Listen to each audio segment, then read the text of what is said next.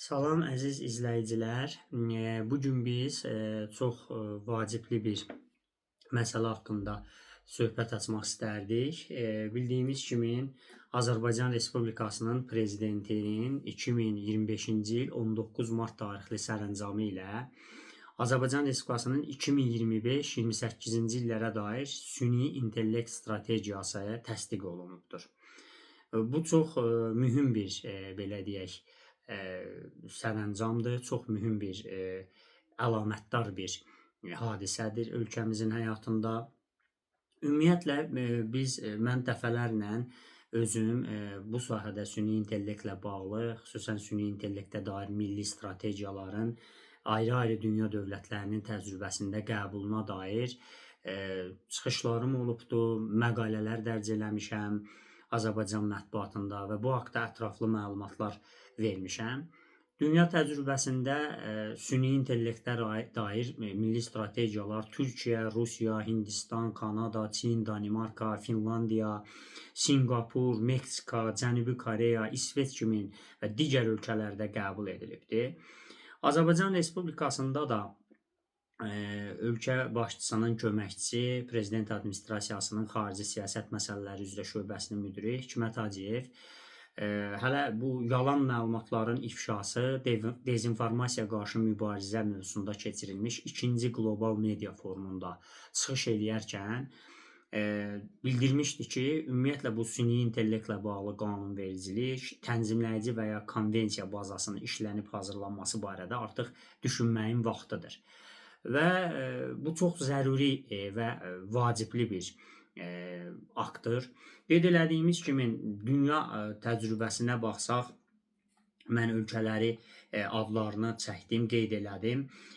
Müxtəlif ölkələrdə bu son günlərin, yəni son illərin daha doğrusu gündəmində olan bir məsələdir. Məsələn, 2018-ci ildə Hindistanda, illər üzrə desək, məsələn 2019-cu ildə Rusiyada, 2030-cu ilə qədər bu sahədə milli strategiya təsdiqlənib. Türkiyədə 2021-25-ci illərə dair strategiya təsdiqlənmişdir. Bu, ümumiyyətlə, süni intellektlə bağlı bir çox məsələlərin, belə deyək, aydınlaşdırılması, konkret olaraq hədəflərin müəyyənləşdirilməsi, mövcud risklərin nə olması, görüləcək işləri əks etdirən bir hüquqi sənəddir. Və bu strategiya qısa xülasədən, daha sonra qlobal trendlər hissəsindən, sonra mövcud vəziyyətin təhlilindən, hədəf göstəricilərindən, strategiyanın məqsədlərindən, daha sonra strategiyanın prioritet istiqamətlərindən, maliyyələşdirmə mexanizmindən, strategiyanın həyata keçirilməsi üzrə tədbirlər planından ibarətdir və sonda da akronimlər, yəni dövlət orqanlarının adlarının o qısaldılmış formada ifadəsi əksini tapıbdır. Yəni, bu sərəncamla təsdiq olunan milli strategiya gələcəkdə bu sahədə ölkəmizdə çox ciddi islahatların həyata keçirilməsini göstərir. Mənim üçün çox maraqlıdır, çünki bu mövzu məni çox maraqlandırır, süni intellekt. Bu sahədə yazılarım dərc olunur, özüm çox oxuyuram, mütaliə edirəm, maraqlı gəlir. Xüsusən süni intellekt və hüquq sintezi mənim üçün bir nömrəli bir, belə deyək, tədqiqat sahəsidir, maraqlıdır.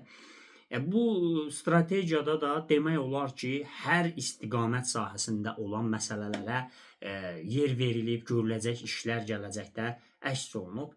Ümumiyyətlə, ölkəmizdə bu strategiya qəbul edilənə qədər, belə deyək, 2 strategiyanı əks etdirən sənəd qəbul olunmuşdur ki, bugünkü gündə süni intellektlə bağlı strategiyanın qəbulunun zəmini saymaq olardı o həmin strategiyaları. Bunlardan biri cənab prezidentimizin 2022-ci il 22 iyul tarixli sərəncamı ilə təsdiq olunmuş Azərbaycan Respublikasının 2022-26-cı illərə dair sosial-iqtisadi inkişaf strategiyasıdır.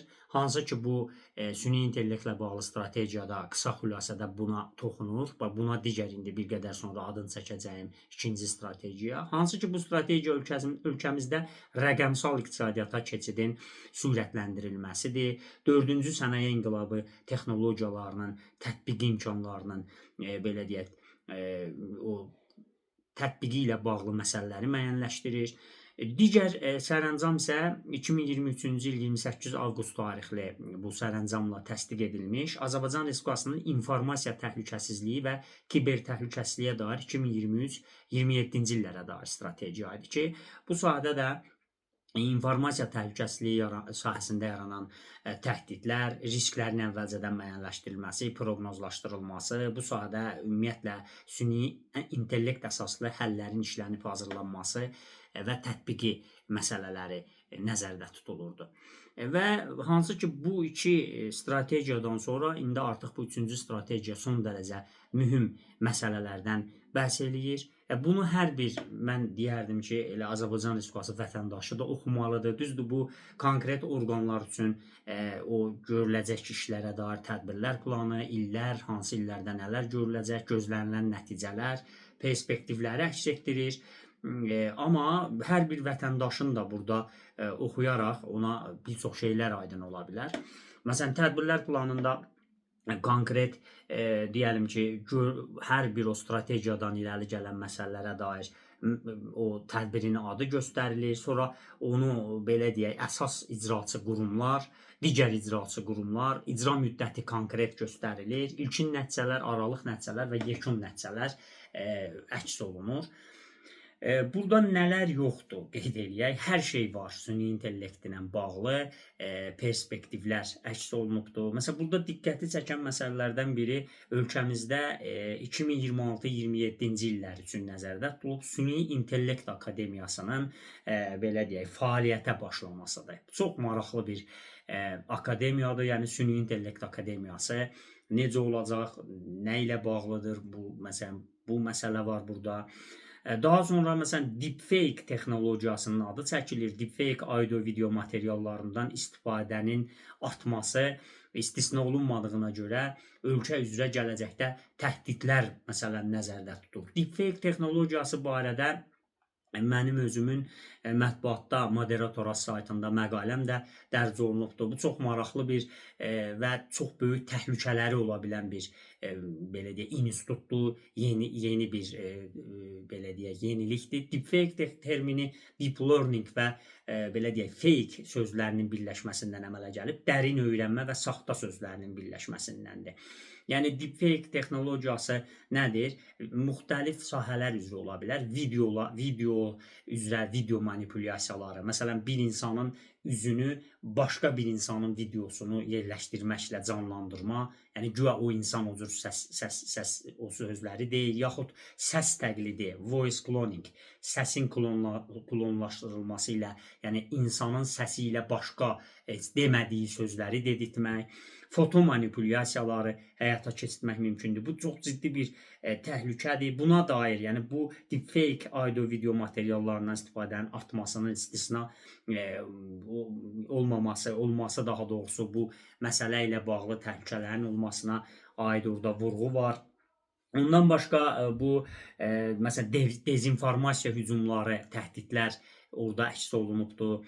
Əşyaların interneti məsələsinə toxunur. Bu çox maraqlıdır. Bununla da bağlı mənim bir yazım vardı internetdə. Ümumiyyətlə maraqlı bir institutdur. Biz həmişə internetdən nə zaman istifadə edirik? İnternet biz istifadə edirik, nəsə alırıq, almaqda və yaxud da ki, bir informasiya əldə etməkdə. İnternet klassik bir şeydir, hamı istifadə edir artıq. Amma əşyaların interneti çox maraqlı bir yenilikdir. Bugün düşünün, məsələn, avtomobilinizi düşünün, maşınınızı. Onun fərz eləyin ki, hansısa hissəsi nasaz olduğuna görə sizin xəbəriniz olmadan o həmən xarab olmuş hissəni dəyişdirmək məqsədi ilə avtomobilin özü internetdən sifariş versin. Yaxud da ki, yemək yeyərkən qaşığınız, çəngəliniz, yediklərinizi, toxunduğu dilinizi analiz eləsin. Sizdə hansısa xəstəliyin olması ilə əlaqədar olaraq sizin xəbəriniz olmadan həkiminizə, yaxud da ki, sağlamlıq sığorta şirkətinə məlumat göndərsin. Bunlar çox maraqlı məsələlərdir. Bunlar əşyaların interneti ilə bağlı, belə deyək, məsələdir. Mən maraq doğuran hissələri qeyd edirəm. Yəni bugünkü gündə əşyaların interneti hər sahədə, tibb sahəsində, texnika, tikinti sektorunda, hər sahədə, məsələn, ağıllı evlərin istifadəsi zamanı, ağıllı evlərin hazırlanması zamanı bu istifadə olunur. Misal üçün Google Home kimi ağıllı köməkçilər var ki, evdə işıqları söndürsün, yandırsın, nə bilim məişət texnikasını müdaxilə edib söndürsün, yandırsın. Nə bilim ağıllı şəhərlərdə istifadə olunur. Dubayda daha çox bu texnologiyadan istifadə olunur. Və çoxdur da, yəni bu xəstəliklərin diaqnostikasında ayrı-ayrı ölkələrdə buna dair təcrübələr mövcuddur. Yəni mən mövzunu yenə gətirirəm bu süni intellektə dair 2025-28-ci illər üçün strategiyaya və bu strategiyada qeyd elədiyimiz kimi çox şeylər vardı. Konkret olaraq qısa xülasəyə toxunulur ki, bu hansı amillər zəruri elədi ki, bu süni intellektlə bağlı bu məsələ gündəmə gəlsin, buna dair strategiya qəbul edilsin. Ümumiyyətlə bu sahədə gələcəkdə görüləcək işlərə dair xüsusən kadr hazırlığı nəzərdə tutulur. Yəni ən vacibli məsələlərdən biri kadr hazırlığı, yəni kadr hazırlığının diqqətin ona artırılmasıdır. Daha sonra bu məsuliyyətli və etik süni intellekt üzrə normativ hüquqi bazanın yaradılması nəzərdə tutulur ki, buna ölkənin hüquqi bazası, qanunvericilik aktları imkan verməlidir, tənzimləməlidir bu süni intellektlə bağlı məsələləri. Standartların tətbiqi, bundan başqa digər məsələlər burada əks olunubdur. Eyni zamanda süni intellekt üzrə tədqiqatların təşviq edilməsi, bunun ictimaiyyət arasında təbliği məsələsi süni intellektin, riskləri, potensial təhlükələri, bununla bağlı mübarizə məsələləri və s. əks olunubdur. Və burada çox maraqlı statistik məlumatlar diqqəti cəlb edir. Bunu belə götürsək, hamı oxusa bunu, bu aktı, burada yəni görər ki, müəyyən statistik təhlillər Azərbaycanın bu sahədə hansı yerdə olmasını, hansı məqamda belə deyək, bərqərar olmasını, yerini tutmasını əks etdirir. Və məqsədlər ayrıca göstərilir ki, misal hədəf göstəricilər var.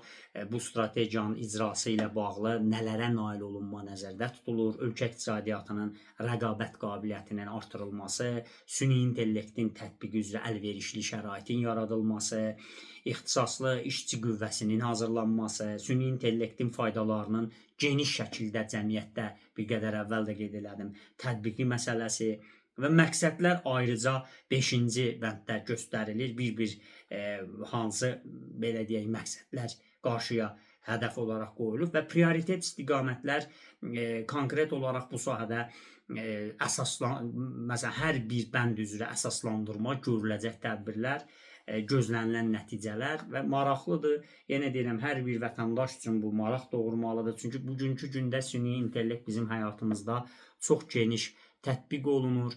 Yəni elə bir adam tapmaq olmaz ki, ChatGPT-dən faydalanmasın, istifadə etməsin, elə mobil telefonlarında digər süni intellekt proqramlarından faydalanmasın.